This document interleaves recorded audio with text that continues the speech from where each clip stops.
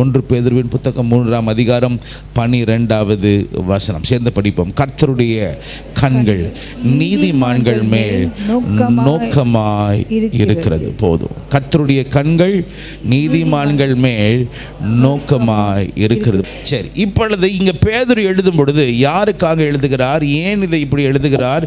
ஏன் இங்க இடத்துல நீதிமான்கள் மேல் கர்த்தருடைய கண்கள் நோக்கமாய் இருக்கிறது ஏன் எழுதுகிறாருன்னு நான் சொல்லுகிறத நல்லா கவனிச்சுக்கோங்க.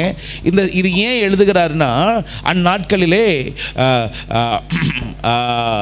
கர்த்தருடைய பிள்ளைகள், இயேசுவுக்காய் வாழ்ந்தவர்கள், இயேசுவை நேசித்தவர்கள், இயேசுவினுடைய அடிச்சுவடிகளை நடந்தவர்கள், அவர்கள் வழியை சேர்ந்தவர்கள் என்று அக்காலத்தில் சொல்லப்பட்டார்கள்.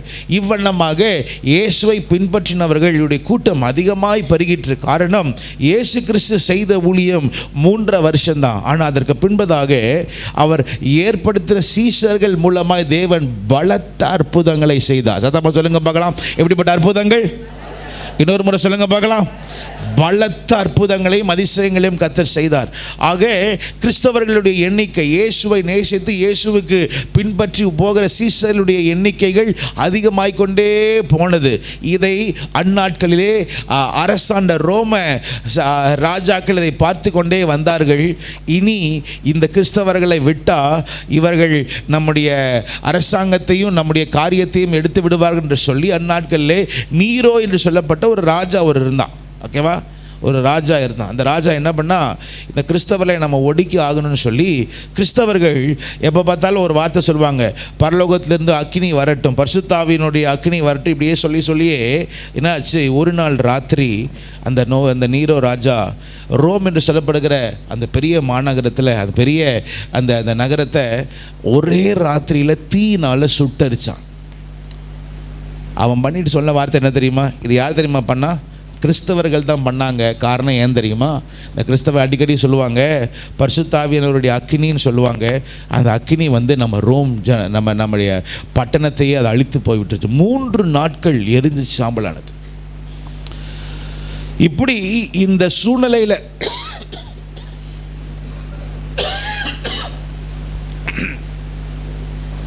சூழ்நிலையில் போய்கொண்டிருந்த நேரத்தில் தான் இந்த அனுபவங்கள், இந்த பாடுள்ள அனுபவங்களில் போய்கொண்டிருக்க போது தான் அங்கங்கே கர்த்தருடைய பிள்ளைகள் அங்கே சிதறி போனார்கள். 1ஆம் அதிகாரம் 1ஆம் வசனத்தை படிச்சிங்கன்னா உங்களுக்கு தெரியும்.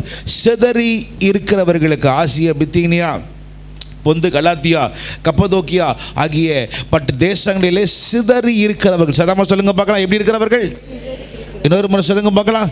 சிதறி இருக்கிறவர்கள். நாம ஆங்காங்கே போய் சிதறி இருந்து தேவனுக்கு தம்முடைய வார்த்தையை பிரசங்கிக்க வேண்டும். கடந்த 2-3 வாரங்களுக்கு முன்பதாக நான் பிரசங்கமே என்ன ரொம்ப தொட்டுச்சு. என்ன தெரியுமா தொட்டுச்சு? நம்முடைய தேசத்துக்கு ஒரு அப்போஸ்தலனை கர்த்தர் அனுப்பினார். அவருடைய பெயர் என்னது? தோமா. அவர் தமிழ்நாட்டுக்கு அதுவும் கர்த்தர் அனுப்பினாராம். அவர் தமிழ்நாட்டுக்கு இந்தியாவுக்கு அவர் பேர் வந்த பொழுது அவர் வரமாட்டேன்னு சொன்னாராம். அப்போ இன்றைக்கி ராத்திரி ஆண்டவர் தரிசனமாகி, இல்லை நீ இந்தியாவுக்கு போகணும், அது மிக முக்கியமான ஒரு நாடு என்று தேவன் சொல்லி அவர் இந்தியாவுக்கு வந்தார். வந்த பொழுது நான் சொல்கிறது எப்போன்னா 2000 வருஷத்துக்கு முன்னாடி. கரண்ட் கிடையாது, இன்டர்நெட் கிடையாது, பிளேன் கிடையாது, ஃபேனு கிடையாது, வண்டி கிடையாது, எலக்ட்ரிசிட்டி கிடையாது, இதெல்லாம் எதுவுமே கிடையாது. ஆனால் 2000 வருஷத்துக்கு முன்பதாக ஒரு படகுல அவர் ஏறி எருசலேமிலிருந்து வந்தார். வரும்பொழுது எம்மன் என்கிற பட்டணத்தில் அவருடைய கப்பல் பழுதடைந்து அந்த துறைமுகத்தில் இருந்தாதான். அந்த எம்மன் என்கிற துறைமுகத்தில் 3 மாதங்கள் அந்த படகை சரி செய்ய ஆச்சான். அந்த 3 மாதத்தில் எம்மன் என்கிற பட்டணம் அந்த தேசத்தில் இருந்த 3 மாதத்தில் அங்கே ஒரு சபையை நிறுவி பின்பதாக இங்கே எங்கள் தமிழ்நாட்டுக்கு கேரளா இங்கே வந்தோம். அது மாத்திரம் இல்லாமல் எனக்கு பிடிச்ச ஒரு காரியம் என்ன தெரியுமா? இங்கே இருந்த நாட்களில் இங்கேருந்து ஒரு சில தமிழர்களை அழைத்து கொண்டு சீனா தேசத்திற்கு போய் அங்கேயும் சுவிசேஷத்தை சொல்லி அங்கேயும் சபையை ஸ்தாபித்து வந்தவர் இந்த தோமா. 2000 வருஷத்துக்கு முன்பதாகவே அவர் அப்படிலாம் போக முடியும்னா, இந்த வருஷத்தில் உங்களை என்னையும் கர்த்தர் சிதறி அங்கங்கே போய் தேவனுடைய சுவிசேஷத்தை சொல்லும்படியாய் கர்த்தர் அழைத்திருக்கிறார். நினைக்கிறவங்க மாத்திரம் ஒரு ஆமேன்னு சொல்லுங்க பார்க்கலாம். சத்தமாக சொல்லுங்க பார்க்கலாம். ஆமென். இந்த காலத்தில் பார்த்தீங்கன்னா மீடியாவில் சொல்லுகிறார்கள், அது தவறு என்று அல்ல. ஆனாலும் நம்முடைய கால் பதித்து கர்த்தருக்காய் நாம் நிற்க வேண்டிய ஒரு காலகட்டத்தில் நாம் இருக்கிறோம். ஒரு ஆமென் சொல்லுங்க பார்க்கலாம். ஆக சிதறி இருக்கிறவர்கள் சொல்லுங்க பார்க்கலாம், எப்படிப்பட்டவர்களாம்? சிதறி இருக்கிறவர்கள். அடுத்த வார்த்தை அடுத்த வசனத்தை போட்டிருக்கோம், 2வது வசனத்தில் போட்டிருக்கோம். அதில் பிதாவாகிய தேவனுடைய முன்னறிவின்படி ஆவியானவருடைய பரிசுத்தமாக்குதலினாலே கீழ்ப்படுதலுக்கும் இயேசு கிறிஸ்துவினுடைய இரத்தம் தெளிக்கப்பட்டதற்கும் தெரிந்து கொள்ளப்பட்ட யாரு? பரதேசி. இன்னொரு முறை சொல்லுங்க, தெரிந்து கொள்ளப்பட்ட விசுவாசிகள். சத்தம் எல்லாரும் சத்தமா சொல்லுங்க பார்க்கலாம், தெரிந்து கொள்ளப்பட்ட. நல்லா புரிஞ்சுக்கங்க, இந்த உலகத்தில் நீங்கள் நான் ஆண்டவரால் தெரிந்து கொள்ளப்பட்டோம். இது நமக்கு சொந்தமல்ல, வாடகை வீடு. ஒரு ட்ரெயினில் போயிட்டுருக்குறோம், ஒரு பஸ்ஸில் போயிட்டுருக்குறோம். சீக்கிரம் என்னைக்கு பஸ் நிற்கணும் தெரியாது, என்னைக்கு ட்ரெயின் நிற்கணும் தெரியாது. பஸ்ஸில் 4 பேரோட பழகிறான்னு சொல்லிட்டு அவங்கள பிடிச்சிட்டு நிற்காத. என்னைக்கு அவங்க கலந்துட்டு போவாங்கன்னு தெரியாது, நீ என்னைக்கு கலந்துட்டு போவான்னு தெரியாது. அவங்க நம்பிட்டு ஓடாத. கர்த்தர் உன்னை எதிர்காலத்திற்காக வைத்திருக்கிறார், பரம அழைப்புக்காக கர்த்தர் நம்ம வைத்திருக்க என்பதை நீங்கள் மறந்துடாதீங்க. ஆகவே தான் போட்டிருக்கு, இந்த உலகத்தில் வாழ்ந்தாலும் பைபிளில் போட்டிருக்கு, நாம் பரதேசிகளாய் நாம் இருக்கு. ஆக இப்படிப்பட்டதான வாழ்க்கையை அந்நாட்களிலே சிதறி இருந்தவர்கள் இருந்தாங்க. அப்போ தான் அந்த ஜனங்களுக்கு தான் அவர் எழுதுகிறார். என்ன எழுதுகிறாரு? நீதிமான்கள் மேல் கர்த்தருடைய கண்கள். அப்போ சிதறி இருந்து அங்கே கிறிஸ்தவர்கள் அங்கங்கே சிதறி இருந்து, ஐயோ நம்ம ஒன்றுமே செய்யலை, நன்மை தானே செஞ்சோம், நன்மை தானே நம்ம பேசினோம், நன்மை தானே நம்ம போதிச்சோம், ஆனால் நன்மையை போதிச்சு இந்த நீரோ ராஜா நமக்கு எதிர்த்து வருகிறானே. சில வேளை நம்முடைய வாழ்க்கையில் நல்லது பண்ணியிருப்போம், கரெக்டு தானே? அதே எடுங்களேன், அதே 1 பேதுரு 3ஆம் அதிகாரம் 1 பேதுரு 3ஆம் அதிகாரம் 17வது வசனத்தை படிங்க பார்க்கலாம். 17வது வசனம். தீமை செய்து பாடு அனுபவிப்பதிலும் தேவனுக்கு சித்தமானால் நன்மை செய்து பாடு அனுபவிப்பதே மேன்மையாயிருக்கும். இன்னொரு முறை சொல்லுங்க பார்க்கலாம். நன்மை செய்து பாடுகளை அனுபவிப்பது.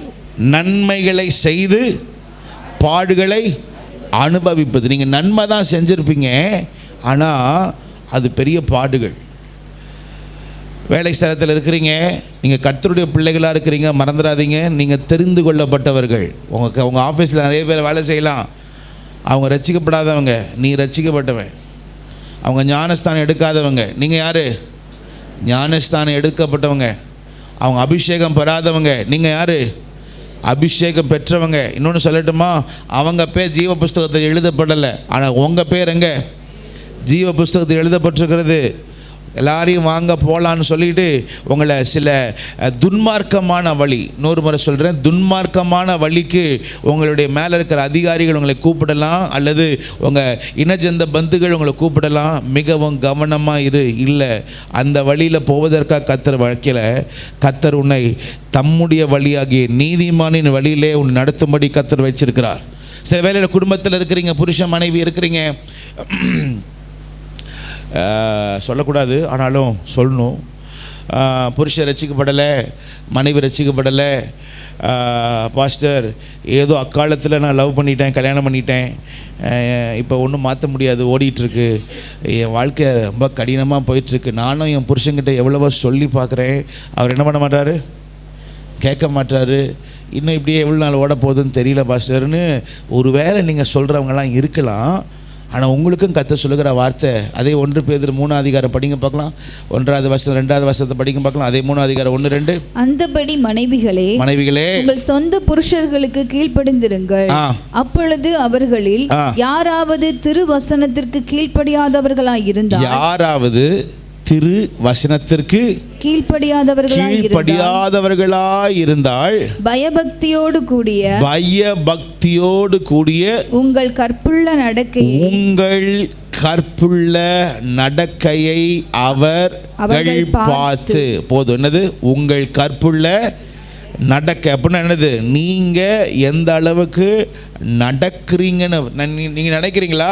நான் சொன்ன உடனே என் புருஷன் கேட்டுருவார், நான் சொன்ன உடனே என் மனைவி கேட்டுருவாங்க, என் பிள்ளைங்க கேட்டுருவாங்க, உடனே இயேசுவை ஏற்றுக்கொண்டு. இல்லை இல்லை இல்லை இல்லை இல்லை இல்லை ஆண்டவர் சில வேளையில் உங்கள் நடக்கைகளை அவர்கள், நீ எல்லாம் கிறிஸ்தவனா அப்படின்னு கேட்பாங்கல்ல. சர்ச்சுக்கு மட்டும் போகிறா, சர்ச்சுக்கு மட்டும் போகிற, இதுதான் எழுதியிருக்கா அப்படின்னு யார் கேட்பான்னா, மற்றவங்க கேட்டாவது பரவாயில்ல, சொந்த புருஷன், சொந்த மனைவி, சொந்த பிள்ளைகள் கேட்கும்போது இது கடினமாக இருக்கும். உடனே அந்த நேரம் இந்த காதில் வாங்கி இந்த காதில் விட்டுறாதபடி தேவ வார்த்தை சொல்லுகிறது, உங்கள் கற்புள்ள நடக்கைகளை அவர்கள் ஏன் தெரியுமா அனுமதிக்கிறார்? ஏன் தெரியுமா?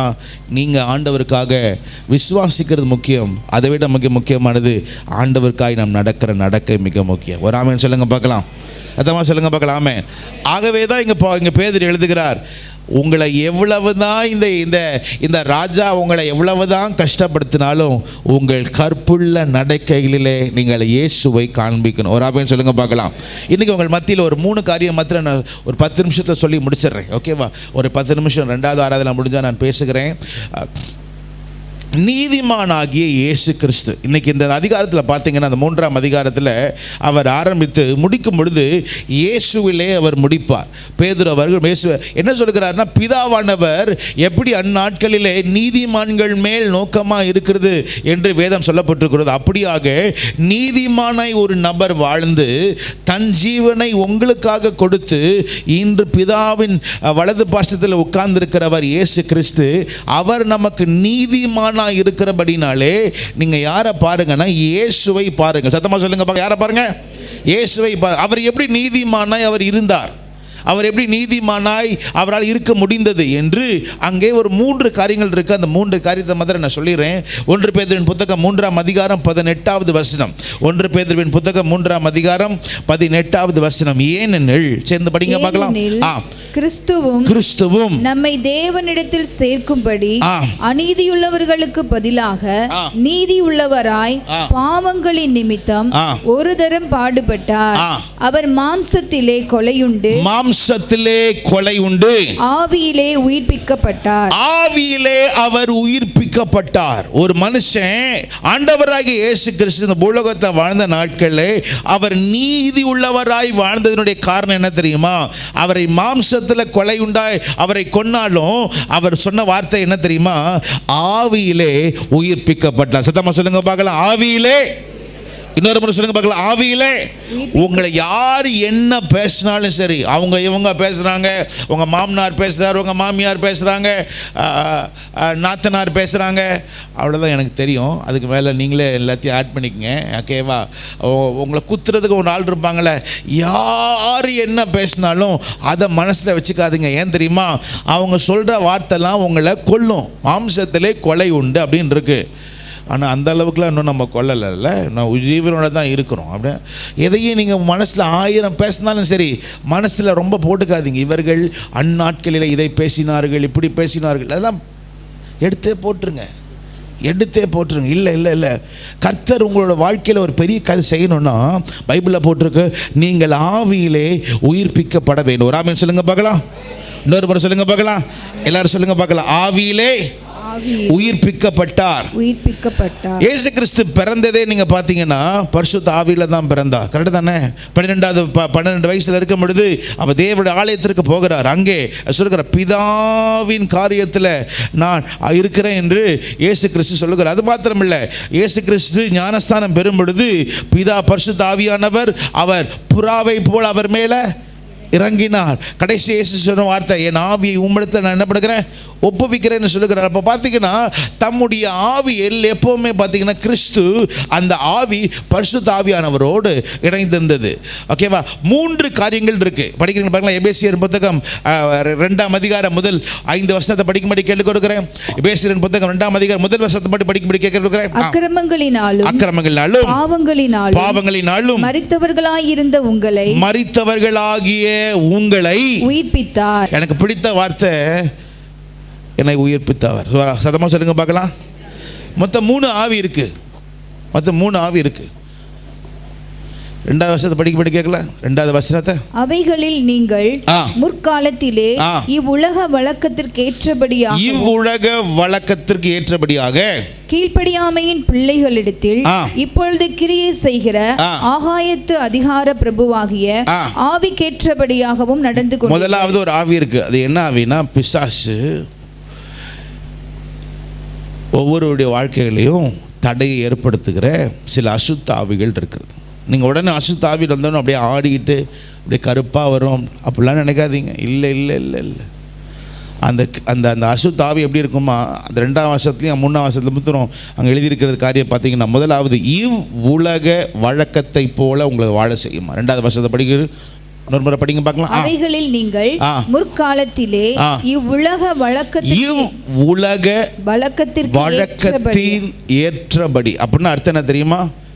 சிலருடைய வாழ்க்கையில் எதை எடுத்தாலும் அவங்க இப்படி பண்ணியிருக்காங்க, நானும் இப்படி இருப்பேன். அவங்க அப்படி போட்டிருக்காங்க, நானும் அப்படி போடுவேன். உங்களை நடத்துறது உலக வழக்கு அல்ல. உங்களை நியாயம் திருக்கிறவர் ஆண்டவர். நியாயம் திருக்கும் பொழுது அவங்க அப்படி பண்ணதுனால நான் பண்ண நீங்கள் சொல்ல முடியாது. திரும்ப சொல்லுகிறேன், சினிமா பார்க்குறது, டிவியில் அதை பார்க்குறது, இதை பார்க்குறது, இதெல்லாம் நீங்கள் கொஞ்சம் கவனமாக இருங்க. பிசாசு வந்து இதெல்லாம் இவ்வுலக வழக்கம்னு சொல்லி உங்களை கொண்டு போவான். கடைசி நான் ஒன்று கேட்குறேன், இந்த சினிமா பார்க்குறீங்க, சீரியல்லாம் பார்க்குறீங்களா, எதை வச்சு பார்க்குறீங்க? அதுக்கு எதாவது வசனம் வச்சுருக்கீங்களா? ஆனால் நான் சொல்லுவேன் அதெல்லாம் பார்க்கக்கூடாதுன்னு. ஏன் தெரியுமா? அது இவ்வுலக வழக்கம்னு நான் சொல்லுவேன். உங்களை சுற்றி நெருங்கி நிற்கிற பாவம்னு இப்போல்லாம் உங்களுக்கு வராது, வாயில் வராது, வரவே வராது, எனக்கு தெரியும். அன்றைக்கு ஒருத்தர் சொன்னார், என் மனைவி 7 மணிக்கு உட்காந்தனா 9:30 மணி வரைக்கும், இன்றைக்கி வரைக்கும் சொல்கிறேன், அதை பற்றி எனக்கு ஒன்றுமே தெரியாது. நாங்களாம் அப்படி பார்த்ததில்லை. 7 மணிக்கு உட்காந்தனா 9:30 மணி வரைக்கும் 1 2 3 4 5 6 7ன்னு டக்கு டக்கு டக்கு டக்கு டக்குன்னு சாப்பாடு கூட சமைக்கிறது இல்லை பாஸ்டர்.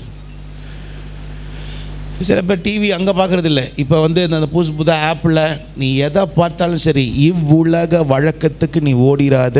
நீ இவ்வுலக வழக்கத்துக்காக இல்லை, கர்த்தருடைய காரியத்திற்காக நீ இருக்கிற.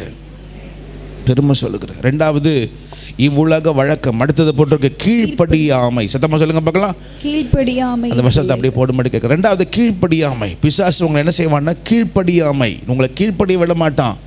அதுவும் பிள்ளைகள், சின்ன பிள்ளைகள் இருக்காங்களா, அவங்க பிள்ளைங்க இருக்கிறாங்களா, அவங்க கீழ்ப்படிய மாட்டாங்களா, நீங்கள் 1000 சொன்னாலும் அவங்க கீழ்ப்படிய மாட்டாங்கன்னு தெரிஞ்சது தான். அந்த பிள்ளைகளுக்காக நீ போராடி ஜெபி. ஏன் தெரியுமா? இது கீழ்ப்படியாமல் செய்கிறது அது ஒரு ஆவி. அடுத்த மாத்திரம் இல்லை, அடுத்த வார்த்தை மாம்சத்தின்படி. 3வது வருஷம் போட்டிருக்கு மாம்சத்தின்படியும். அடுத்த வார்த்தை இல்லை, மாம்ச இச்சையின்படி. மாம்ச இச்சையின்படியே நடந்து. அப்படின்னா என்னது? இது என்னென்னலாம் விரும்புதோ அடுத்த வார்த்தை, அதுக்கு அடுத்த வார்த்தை மாம்சமும் மனசும். அப்படின்னு என்னது?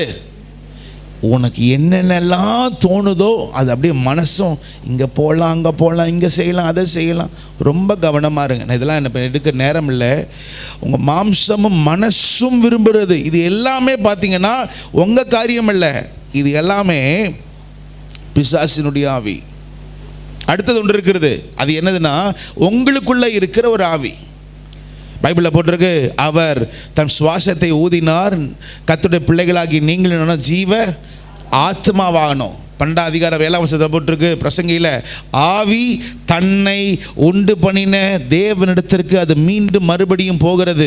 ஒரு மனுஷன் இறந்த உடனே அப்படியே காற்றோட காற்றா போவான்னு நினைக்காதீங்க. இல்லை, பிரசங்கி 12ஆம் அதிகாரம் 7ஆம் சொல்லப்பட்டிருக்கிறது, ஆவி மீண்டும் தேவனிடத்திற்கு போகிறது. 2வது உங்களுடைய ஆவி. 3வது பரிசுத்த ஆவியானவர். ஆகவே ஆவிக்கு ஏற்றபடி நீங்கள் நடந்து, எங்கள் தேவனுடைய நாம பரிசுத்த ஆவியை பெற்றபடினாலே அவருடைய ஆவியிலே நடக்க. ஒரே ஒரு வசனத்தை படிச்சிடலாம். 8ஆம் அதிகாரம் ரோமர் 8ஆம் அதிகாரம் 14வது வசனம். ரோமர் 8ஆம் அதிகாரம் 14ஆம் வசனம் படிங்க பார்க்கலாம். எங்கள் தேவனுடைய எவர்கள் தேவனுடைய ஆவியினாலே நடத்தப்படுகிறார்களோ, என் ஆவியில் அல்ல, அசுத்தாவியில் அல்ல, தேவனுடைய ஆவியில் நடத்தப்படுகிறார்களோ அவர்கள் தேவனுடைய புத்திரராயிருக்கிறார்கள். They are the children of the living God. ஆக முதலாவது உங்களையும் என்னையும் உயிர்ப்பிக்க செய்கிறது தேவனுடைய ஆவியானவர். ஒரு ஆமென் சொல்லுங்க பார்க்கலாம். சத்தமா சொல்லுங்க பார்க்கலாம். ஆமென். இந்த காலை ஆராதனையில் அதே ஆண்டவர் உங்களை உயிர்ப்பிக்க அவர் வல்லவராக இருக்கிறார். ஆமென் சொல்லுங்க பார்க்கலாம். இரண்டாவது ஒன்று அதே 1 பேதுருவின் புத்தகம் 3ஆம் அதிகாரம் 19வது வசனம். 1 பேதுருவின் புத்தகம் 3ஆம் அதிகாரம். அவர் போய் காவலில் உள்ள ஆவிகளுக்கு பிரசங்கித்தார். அந்த ஆவியிலே அவர் போய் காவலில் உள்ள ஆவிகளுக்கு அவர் என்ன பண்ணாரா? பிரசங்கித்தார். இயேசு கிறிஸ்து எனக்கு பிடித்த ஒரு காரியம் என்னன்னா, அவர் பூலோகத்தில் இருந்த நேரத்திலையும் பிரசங்கித்தார். சிலுவையில் அவர் தொங்கின பொழுதும், இன்று நீ என்னுடன் எங்க இருப்ப, பரதீசில் இருப்பாய் என்று அங்கேயும் பிரசங்கிக்கிறார். மரித்த பின்பும் யாரும் எழாத ஒரு காரியம் என்னன்னா, இயேசு கிறிஸ்து யாருக்கு தெரியாத ஒரு காரியம் என்னன்னா, நோவாவின் நாட்களிலே 8 பேர் தான் ரட்சிக்கப்பட்டாங்க. ஆனால் 8 பேர் ரட்சிக்கப்பட்டாலும் மற்றவர்கள் ரட்சிக்கப்படாமல் இருக்கிற அவர்களுக்கு போய் அவர் பிரசங்கித்தார். திரும்ப சொல்லுகிறேன், போன வாரம்லாம் நீங்கள் இந்த 3 வாரமும் உண்மையிலே சொல்லுகிறேன், சிலர்லாம் எவ்வளோ தூரம் நினைக்கிறீங்க, அவங்க பிரயாணப்பட்டு சுவிசேஷம் சொன்னதெல்லாம் உண்மையிலே பெரிய காரியம். 1 கொரிந்தியர் புத்தகம் 9ஆம் அதிகாரம் 16 எல்லாரும் சேர்ந்து படிக்கலாமா? 1 கொரிந்தியர் புத்தகம் 9ஆம் அதிகாரம் 16வது வசனம் படிங்க பார்க்கலாம். ஏன் சுவிசேஷத்தை நம்ம பிரசங்கிக்கணும்? இயேசு பிரசங்கித்தார், ஏன் பிரசங்கிக்கணும்? சுவிசேஷத்தை நான், எல்லாரும் சேர்ந்து படிங்க பார்க்கலாம். எல்லாரும் சேர்ந்து, சிறியோர் பெரியோர் அத்தனை பேர். சுவிசேஷத்தை நான் பிரசங்கித்து வந்தும் மேன்மை பாராட்ட எனக்கு இடமில்லை, அது என் மேல் விழுந்த கடமையாய் இருக்கிறது. சுவிசேஷத்தை நான் பிரசங்கியாவிட்டால் எனக்கு அது என்னது? ஐயோ ஐயோ. சுவிசேஷத்தை பிரசங்கிக்க இல்லைன்னா அது நமக்கு ஐயோ. ஒருவேளை பாஸ்டர் எனக்கு பிரசங்கிக்க முடியல, எனக்கெல்லாம் பிரசங்கம் பண்ணுறதுக்கு எனக்கு கண்டென்ட் இல்லை, எனக்கு உங்களை மாதிரி வசனம்லாம் எனக்கு தெரியாது, எனக்கு அந்த அளவுக்கு ரொம்ப அதிகமாக தெரியாதுன்னா, இன்றைக்கி காலையில் சொல்லுகிறேன், கர்த்தர் அந்த காரியத்தை மாற்றி போட்டு, அப்போஸ்தலர் 1ஆம் அதிகாரம் 8ஆம் வசனத்தில் சொல்லப்பட்டிருக்குது, நீங்கள் எனக்கு எப்படியா இருப்பீங்களா? சத்தமாக சொல்லுங்க பார்க்க. நீங்கள் எனக்கு, சத்தமாக நீங்கள் எனக்கு. இன்னைக்கு காலையில் கர்த்தர் உங்கள் ஒவ்வொருவரையும் சாட்சியாய் கர்த்தர் மாற்றுவாராக. நீ சுவிசேஷத்தை பிரசங்கிக்கிறதுக்கு கர்த்தர் இந்த 8வது மாதத்தில் உனக்கு சாட்சியாய் கர்த்தர் கொடுப்பாராக.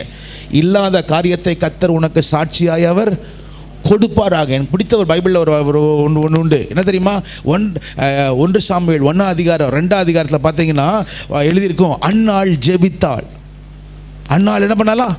ஜெபித்தாள் இருக்கும். 1ஆம் அதிகாரத்தில் பார்த்தீங்கன்னா 2ஆம் அதிகாரத்தில் 3 முறை எழுதியிருக்கு. அந்த ஒரு வாசனம் மட்டும் படிக்கிறீங்களா? 1 சாமுவேலின் புத்தகம் 1ஆம் அதிகாரம் 10வது வசனம். அவள் போய் மனம் கசந்து மிகவும் அழுது கர்த்தரை நோக்கி விண்ணப்பம் பண்ணி, சேனைகளின் கர்த்தாவே. போதும். அப்ப கர்த்தரை நோக்கி என்ன பண்ணலாம்? விண்ணப்பம் பண்ணலாம். அதே 1ஆம் அதிகாரம் 27வது வசனம்.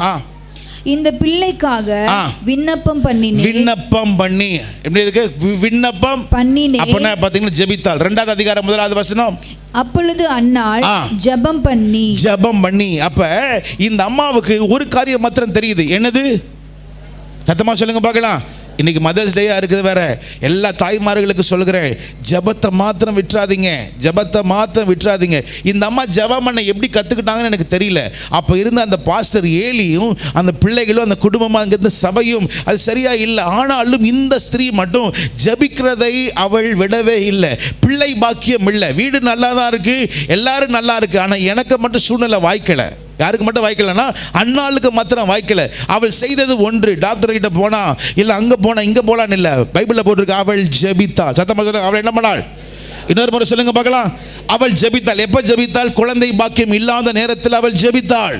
அது மாத்திரமல்ல, கர்த்தர் பிள்ளையை கொடுத்த பிறகும் 2ஆம் அதிகாரம் 1வது சொல்லப்பட்டிருக்கிறது, பிள்ளையை கொடுத்த பிறகு அல்லேலூயா தோத்திரன் ஓடல, அவள் பிள்ளையை பெற்றெடுத்த பின்பதாக 2ஆம் அதிகாரம் 1வது வசனம் படிக்க பார்க்கலாம் சீக்கிரமா. அப்பொழுது அன்னாள் ஜெபம் பண்ணி. போதும். அப்பொழுது அண்ணா என்ன பண்ணலாம்?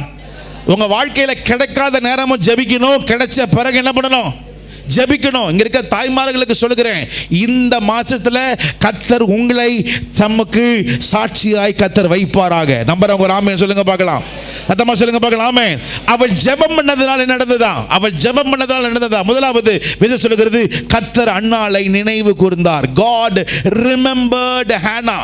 அன்னாளை கர்த்தர் நினைவு கூர்ந்தார். 1ஆம் அதிகாரம் 19வது வசனமா? ஆமா. அவர்கள் அதிகாலையில் எழுந்து கர்த்தரை பணிந்து கொண்டு ராமாவில் இருக்கிற தங்கள் வீட்டுக்கு திரும்பி போனார்கள். எல்கானா தன் மனைவியாகிய அன்னாளை அறிந்தான். கர்த்தர் அவளை நினைத்தருளினார். கர்த்தர் அவளை என்ன பண்ணாரா? ஏன் தெரியுமா? அவள் ஜெபித்த ஜெபம். இரண்டாம் அதிகாரம் 1வது வசனம் போட்டிருக்கிறது. அவள் ஜெபித்தது நிமித்தம் என்ன இருக்கிறான்? 2ஆம் அதிகாரம் 1வது வசனம், கர்த்தர் அப்பொழுது அன்னாள் ஜெபம் பண்ணி, என் இருதயம் கர்த்தருக்குள் களிகூறுகிறது. என் இருதயம் கர்த்தருக்குள் என்ன பண்ணுகிறது? களிகூறுகிறது. அப்புறம் என் கொம்பு கர்த்தருக்குள் உயர்ந்திருக்கிறது. எத்தனை பேர் நம்புறீங்க கர்த்தர் உங்களுடைய கொம்பை கர்த்தர் உயர்த்துவார்? இரண்டாவது, கர்த்தர் அவளை மகிழ்ச்சியாக்கினார். முதலாவது கர்த்தர் அவளை நினைவு இருந்தார். இரண்டாவது கர்த்தர் அவளை மகிழ்ச்சியாக்கினார். அதே 2ஆம் அதிகாரம் 19வது வசனமா 21வது வசனமா? 5 பிள்ளைகளை பெற்றெடுத்தாள். அப்படியே கர்த்தர் அன்னாளை கடாட்சித்தார். எத்தனாவது வசனம்? 21. அவள் கர்ப்பம் தரித்து 3 குமாரரையும் 2 குமாரத்திகளையும் என்ன பண்ணலாம்? பெற்றார். மூன்றாவது பாத்தீங்கன்னா, அவள் ஜெபித்தது நிமித்தம் அன்னாளை கர்த்தர் பெருக செய்தார். அப்படிதானே இருக்கு? அதே தேவன் உங்களை அவர் சாட்சியாக கர்த்தர் வைப்பார். எத்தனை பேர் நம்புறீங்க? ஒரு ஆமென் சொல்லுங்க பார்க்கலாம். எத்தனை சொல்லுங்க பார்க்கலாம். ஆமென். நீங்க பிரசங்கம் பண்ணணும். சூழ்நிலை இருக்குதோ சூழ்நிலை இல்லையோ, நீங்க பிரசங்கம் பண்ணணும். கர்த்தர் உங்களுக்கு ஒருவருக்கு அந்த ஊழியத்தை கர்த்தர் கொடுத்துருக்கு. அதுதான் நீதிமான் செய்ய வேண்டிய காரியம். நீதிமான் செய்ய வேண்டிய காரியம். மூன்றாவது, நேரம் போகிறது. மூன்றாவது, அதே 1 பேதுரு புத்தகம் 3ஆம் அதிகாரம் 22வது வசனம். அவர் பரலோகத்திற்கு போய் தேவனுடைய வலது பாரிசத்தில் இருக்கிறார். தேவதூதர்களும் அதிகாரங்களும் வல்லமைகளும் அவருக்கு கீழ்ப்பட்டு இருக்கிறது. மூன்றாவது பைபிள்ல போட்டிருக்கு, அவர் வலது பார்சத்தில் இருக்கிறார். தேவதூதர்களும் அதிகாரங்களும் வல்லமைகளும் அவருக்கு இன்னொரு சொல்லுங்க பார்க்கலாம், கீழ்ப்பட்டு இருக்கிறது. மூன்றாவது, இன்று இயேசு கிறிஸ்து எங்க இருக்கிறாருன்னா, எங்க இருக்கிறாரு?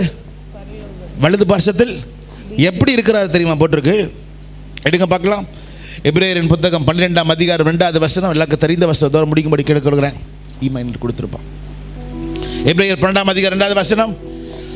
அவர்கள் தமக்கு முன் வைத்திருந்த சந்தோஷத்தின் பொருட்டு அவமானத்தை எண்ணாமல், சொல்லுங்க பார்க்கலாம், அவமானத்தை எண்ணாமல் சிலுவையை சகித்து தேவனுடைய சிங்காசனத்தின் வலது பாரிசத்தில் வீற்றிருக்கிறார். மூன்றாவது, அவர் பிதாவின் வலது பாரிசத்தில் வீற்றிருக்கிறது காரணம் என்ன தெரியுமா? அவர் சகலத்தையும் அவர் சகித்தார். ஒரு ஆமென் சொல்லுங்க பார்க்கலாம். அதமா சொல்லுங்க பார்க்கலாம். ஆமென். உன் கொம்பை கர்த்தர் உயர்த்தணும்னா, உன் தலையை கர்த்தர் உயர்த்தணும்னா, கர்த்தர் எதிர்பார்க்கிறது என்ன தெரியுமா? உன் வாழ்க்கையில உயிர்ப்பிக்குதலை கர்த்தர் கொடுப்பார். நீ தேவனுக்காக நீ சுவிசேஷத்தை சொல்லுவதற்கு நேரம் வாய்க்குதோ நேரம் வாய்க்கலையோ, சமயம் வாய்க்குதோ சமயம் வாய்க்கலையோ, கர்த்தர் உங்கள் ஒவ்வொருவரையும் சாட்சியாக கர்த்தர் வைப்பார். எனக்கு பிடித்த ஒரு வார்த்தை தெரியுமா?